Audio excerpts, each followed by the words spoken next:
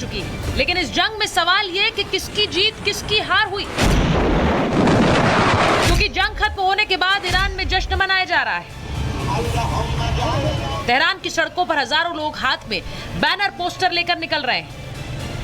Iran दावा कर रहा है कि अमेरिकी बेस पर हमले ने दुश्मन को युद्ध विराम करने के लिए मजबूर कर दिया। सीज फायर की रिक्वेस्ट इजराइल की तरफ से आई थी, ईरान की तरफ से नहीं थी। यानी इजराइल घुटने पर आ गया था, इसलिए सीज फायर की रिक्वेस्ट करता है। Point number 1। पॉइंट नंबर 2 ये है कि जो ये सीज फायर का ऐलान होता है, ईरान ने सीज फायर का लफ्ज इस्तेमाल नहीं किया है, ऑफिशियली हॉल्ट का लफ्ज इस्तेमाल किया है कि सेसेशन में हॉल्ट हुआ है। सीज फायर एक नेक्स्ट स्टेज होता है। वही बात इजराइल की करें तो इजरायली पीएम नेतन्याहू युद्ध विराम को ऐतिहासिक जीत बता रहे हैं। नेतन्याहू इसे पीढ़ियों तक याद रखने वाली जीत कह रहे हैं। नेतन्याहू अपने सैनिकों से मिलकर उनका हौसला भी बढ़ा रहे हैं। इजराइल खुश है कि ईरान को परमाणु बनाने से रोक दिया। दोनों ही देश दावा कर रहे हैं कि बिना झुके 12 दिन में युद्ध जीत लिया। वहीं इन सब के बीच अमेरिका ने ईरान पर सबसे बड़ा हमला भी किया और ट्रंप ने खुद को ही सीज फायर का मेडल भी पहना दिया। इतना ही नहीं, बात नोबेल तक पहुंच गई। लेकिन इन सब के बीच भारत और मोदी अपनी शांति के फैसले पर तटस्थ दिखे।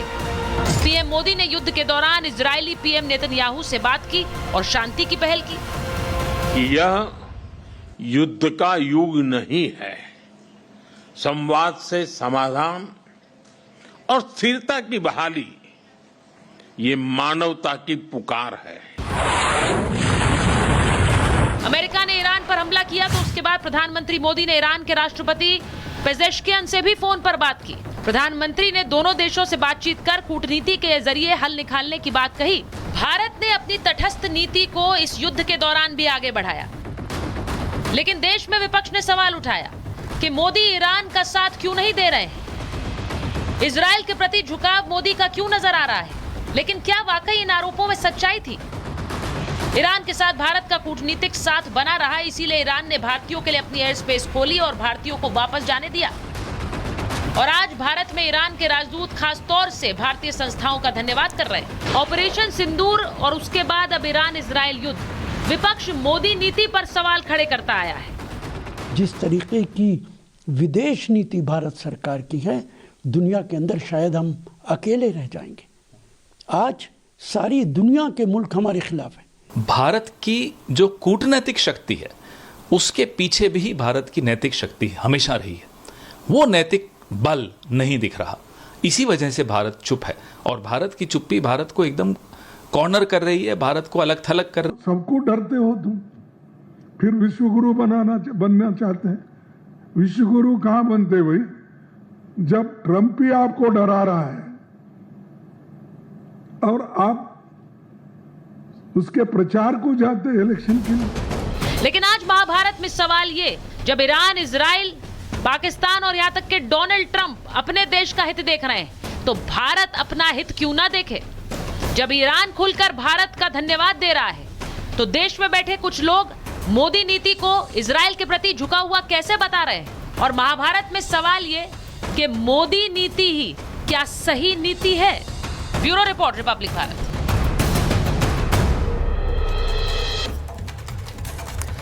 तो आज प्रधानमंत्री नरेंद्र मोदी की इस नीति की बात कर रही हूं, क्योंकि इस पर पिछले दिनों बहुत सारे सवाल उठे हैं। लेकिन प्रधानमंत्री मोदी ने एक संयमित नीति इस पूरे दौरान बनाकर रखी। उन्होंने एक संयमित प्रतिक्रिया दी है। मोदी ने कोई बड़ा कदम नहीं उठाया, मोदी ने वेट एंड वॉच की नीति अपनाई। अब इस पर बहुत सारे लोगों ने सवाल उठाए, लेकिन जंग की परिस्थिति नाजुक थी और भारत के 2 स्टेक दांव पर थे। इसीलिए नरेंद्र मोदी और उनकी सरकार ने जो कदम उठाया, या फिर मैं कह रही हूं नहीं कोई कदम उठाया, रिश्ते बनाए रखे। 2 दांव कैसे थे? पहला ईंधन और दूसरा भारतीयों की जान बचानी थी। जंग बढ़ने से ईंधन की कीमत महंगी होती। भारत 86% तेल बाहर से मंगवाता है। ईरान में 11,000 भारतीय भी रह रहे थे, उन्हें भी सकुशल भारत वापस लाना था, जिससे वो जंग में सुरक्षित रहे।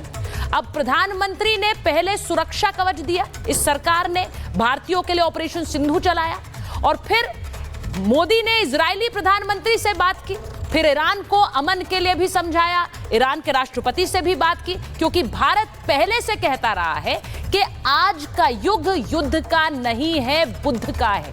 मोदी ने मौन नहीं, धैर्य का परिचय दिया है। क्या ये सही नहीं है? क्या मेरा ये कहना गलत होगा? मैं आज महाभारत में अपने पैनलिस्ट को इंट्रोड्यूस करूं उससे पहले यही सवाल पूछ रही हूं, क्योंकि जिस तरह का एक रिश्ता दोनों देशों के साथ बनाए रखा, आज सवाल उन्हीं से जो कहते आए नीति गलत थी और भारत अलग थलग पड़ गया है। मैं अपने मेहमानों का परिचय आपसे करा देती हूं। मेरे साथ एम्बेसडर दीपक बोहरा जुड़ रहे हैं। भारत की डिप्लोमेसी और भारत की नीति पर क्या राय वो रखते हैं, उनसे जानेंगे। हमारे साथ स्टूडियो में फैज खान है, कन्वीनर है मुस्लिम राष्ट्रीय मंच के। हमारे साथ संजीव उनियाल है, आरएसएस विचारक भी हैं, राजनीतिक विश्लेषक भी हैं। विवेक श्रीवास्तव जी हैं, लेफ्ट के नेता हैं, राजनीतिक विश्लेषक हैं। सैयद जवाद साहब हैं, स्टूडियो में हमारे साथ आए हैं, पॉलिटिकल एनालिस्ट हैं। और अतीकुर रहमान साहब, मुस्लिम स्कॉलर, हमारे साथ जुड़ रहे हैं। बहुत बहुत स्वागत आप सभी का। मैं सबसे पहले अगर मैं जवाद साहब आप ही से पूछ लेती हूँ, आपने दो दिन पहले आप महाभारत में आए थे, आप कह रहे थे ईरान के साथ बहुत गलत कर रहा है, ईरान के साथ हमारी नीति बहुत गलत है, हमें ईरान का साथ देना चाहिए था, हमारे सांस्कृतिक रिश्ते। ईरान तो थैंक यू बोल रहा है, ईरान कह रहा है थैंक यू इंडिया। तो ईरान तो कह रहा है आपने साथ दिया, आपको लग रहा है साथ ही नहीं दिया, आप तो डिप्लोमेसी पर सवाल उठा रहे हैं। जी सुचारता जी, बहुत बहुत धन्यवाद आपको और आपके सभी दर्शकों को मेरा जय हिंद, जय संविधान। देखिए, आज के मौजूदा युग के अंदर, देखिए मैं तो बार बार कह रहा था कि भारत सरकार का अभी एक स्टैंड क्लियर होना बाकी है, लेकिन बहुत से लोग जो हैं इजराइल के समर्थन में, और ख़ास तौर पे आरएसएस के लोग जो हैं, आप एक तरफ फ्रेम में चला रही थी कि इजराइल के समर्थन में और दूसरे लोग ईरान के समर्थन में। तो हमें पहले पता है कि भारत के रिश्ते जो हैं, और मैंने कई बार वाज़ेह तौर पे कहा है कि ईरान के साथ कूटनीतिक स्तर पे अगर हम देखेंगे, क्योंकि अगर मिडिल ईस्ट को आप अगर देख रहे हैं पूरे, अगर मिडिल ईस्ट को आपको अगर साथ में लेकर के चलना है तो ईरान के साथ भी आपको रिश्ते बाहर करना पड़ेंगे और बेहतर करना पड़ेगा। इसीलिए तो वो विंडो चलाई थी जवाद साहब, इसीलिए तो मैंने वो विंडो चलाई ईरान के साथ, इजराइल के साथ, क्योंकि भारत में एक धड़ा इजराइल के साथ खड़ा है, ये हकीकत है, और एक धड़ा ईरान के साथ खड़ा है, ये भी हकीकत है। लेकिन इसका मतलब ये नहीं है कि भारत सरकार ने अपना स्टैंड क्लियर कर दिया कि हम इस देश के साथ नहीं। देखिए, मैं दूसरी चीज है, आज की मौजूदा युग के अंदर लोगों के अपने अपने हित हैं, अपने अपने जो है रिश्ते भी हैं पर्सनल तौर पे, और कूटनीतिक तौर पे जहां तक बात करी जाएंगी तो लोगों के अपने अपने जो मफादात हैं वो पहले देखे जाते हैं। अगर आप डोनाल्ड ट्रंप साहब को भी देखें तो कभी वो एक तरफ ये कहते हैं कि हमने सीजफायर करवा दिया, और दूसरी तरफ नहीं, आप तो मेरे मुद्दे पर आए, आप मुद्दे से भटका रहे हैं, आप मुद्दे से भटका रहे हैं, फिर डोनाल्ड ट्रंप पर आ रहे हैं। मुझे आपका ट्रंप प्रेम समझ नहीं आता। आप बार बार डोनाल्ड ट्रंप की बात क्यों करने लगते हैं? मैंने सवाल तो सीधा पूछा आपसे कि ईरान थैंक यू बोल रहा है, आप कह रहे थे ईरान का साथ नहीं दिया, कह रहे थे कि नहीं कह रहे थे? बिल्कुल। 2 दिन पहले आप कह रहे थे ईरान का साथ नहीं दिया, ईरान थैंक यू क्यों बोल रहा है? क्योंकि एक धड़ा आपने खुद अपने टेलीविजन पे चलाया कि इजराइल का समर्थन तो उससे क्या होता है? नहीं, इजराइल का समर्थन इस देश में बहुत से लोग करते हैं, हकीकत है, ये आपको पहचानी पड़ेगी। भारत जैसे कि सुचारता हमेशा से जो है किसी गुट के अंदर नहीं थी, गुट निरपेक्ष थी। तो लेकिन आपका जो जेस्चर है, नहीं, आज मोदी नीति क्या है? आज मोदी नीति तटस्थ नहीं है। मोदी नीति क्या होती है? आज भारत की नीति होती है विदेश नीति। आज अगर प्रधानमंत्री नहीं होंगे तो उनकी जगह दूसरे होंगे। भारत की हमेशा से नीति भारत की नीति, भारत की नीति, वो पंडित जवाहरलाल नेहरू की देन है। मैं यही पूछ रही हूँ आपसे, वो पंडित जवाहरलाल नेहरू की देन है। आज की नीति तटस्थ नहीं है। फैज खान साहब, एक बात बताइए, अगर मैं ये कहती हूँ कि भारत में एक धड़ा इजराइल के साथ खड़ा है तो गलत कहाँ कहती हूँ? अगर मैं कहती हूँ एक धड़ा ईरान के साथ खड़ा है तो गलत कहाँ कहती हूँ? लेकिन सरकार की नीति तटस्थ है, वो भी गलत नहीं कहती। बिस्मिल्लाहिर्रहमानिर्रहीम, रब्बिश रहली सदरी व यस्सिरली अमरी वहलुल उक़दतम मिन लिसानी यफ़क़हू क़ौली। सर्वे भवन्तु सुखिनः, सर्वे सन्तु निरामया, सर्वे भद्राणि पश्यन्तु मा कश्चित् दुर्भाग् भवेत्। आदरणीय सुचरिता जी, मैं भारत में रहता हूँ और भारत ने महाभारत देखा है। हमारे बाप दादाओं ने महाभारत का युद्ध लड़ा, कजिन्स की वो लड़ाई थी, 18 दिन तक चली, कोई लाभ नहीं हुआ अलावा मृत्यु और विनाश के।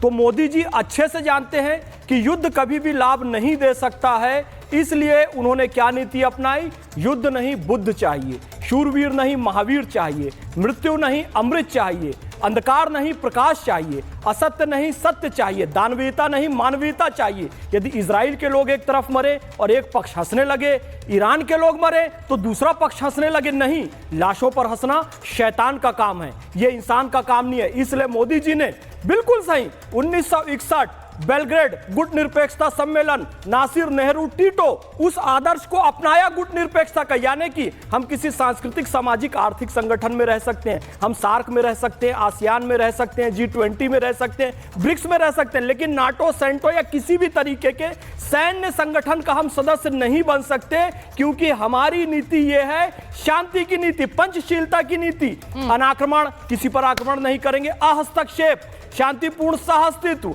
समानता और एक परस्पर एक दूसरे की संप्रभुता का और अखंडता का सम्मान करना, यह भारत की नीति रही है। वही प्रधानमंत्री नरेंद्र मोदी जी ने किया, कोई एक पक्ष नहीं लिया, उन्होंने बिल्कुल सही नीति अपनी। इसलिए आज इजराइल भी हमारे साथ खड़ा हुआ है, आज ईरान से ऑफिशियल बयान आ गया है। लेकिन हमारे देश के कुछ लोग कल ही जंतर मंतर में इजराइल के विरोध में कुछ लोग धरना प्रदर्शन कर रहे थे और कुछ लोग इजराइल के समर्थन में कर रहे थे।